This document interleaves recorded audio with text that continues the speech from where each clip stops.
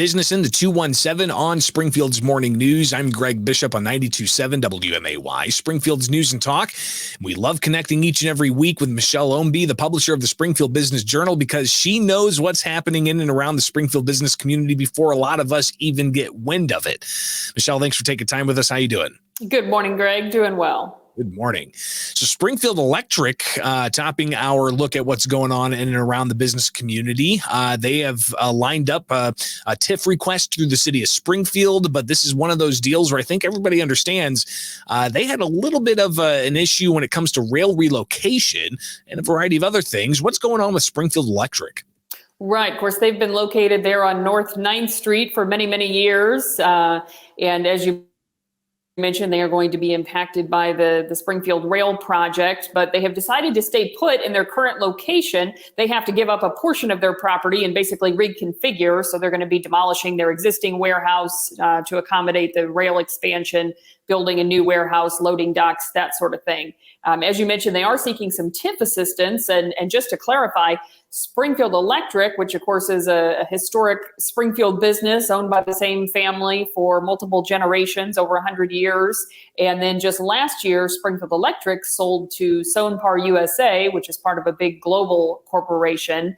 But the Dungan family, which owned Springfield Electric for many years, still owns the real estate. There was some confusion about that when we posted this on social media. I know it's hard to believe that sometimes people comment without clicking through and reading the entire article, but it does indeed happen.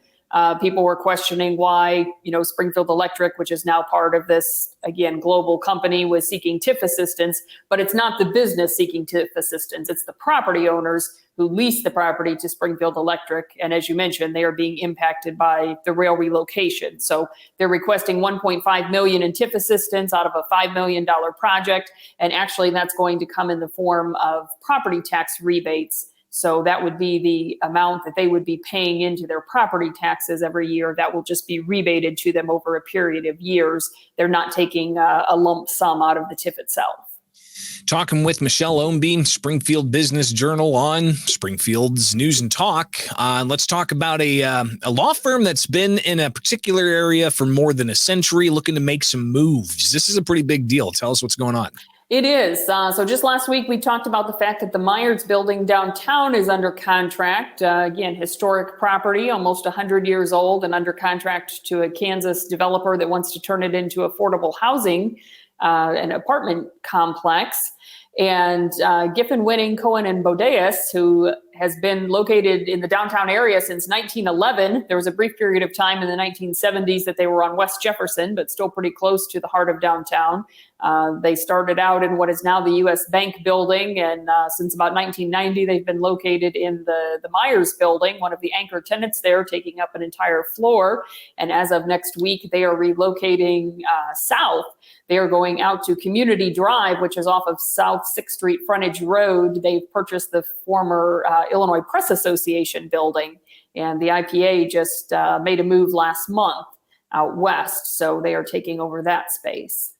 Some other things happening, some moves and new businesses that are starting up, dealing with health and yoga.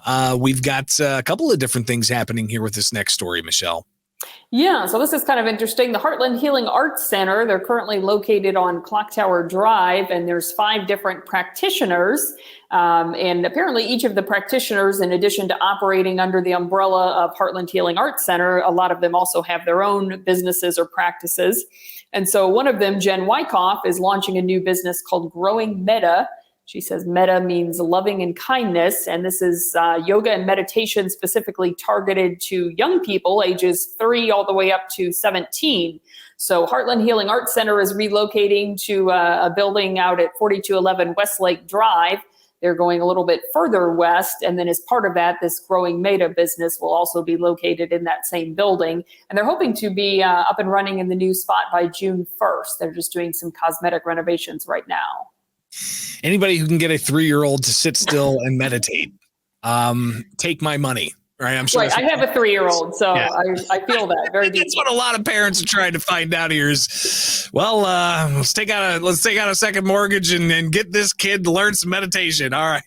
So interesting to hear about that business here with Business in the 217, and something else that made some pretty big news, the outlet getting a new tenant. Tell us what's going on there. Yes, this is a big move for them. The outlet has been located over on South 12th Street. They have a few thousand square feet of space, but of course that program is very popular. They provide mentoring and a variety of different youth development and youth engagement programs, bringing a lot of mentors from throughout the community, and certainly a big need for that. So the former St. Joseph's home, which closed in December, they closed at the end of last year, has now worked out a deal to sell that property to the outlet. To say that's a significant expansion is an understatement. That's a huge property, especially compared to where they're currently located. So a lot of exciting things in the works, and hopefully they'll be able to really expand a lot of the programming that they offer for youth in the community. Just some of what's happening in and around the Springfield business community. Get all the details with the Springfield Business Journal. Michelle Ownbey is the publisher. Tell us how people can get that copy. Definitely get online at springfieldbusinessjournal.com. You can sign up for Biz Bites. That's our weekly newsletter, and it's free of charge if you want all the tidbits about what's happening around town. But of course, you can also get the expanded version and the print edition with all the articles and get that delivered to your home or office.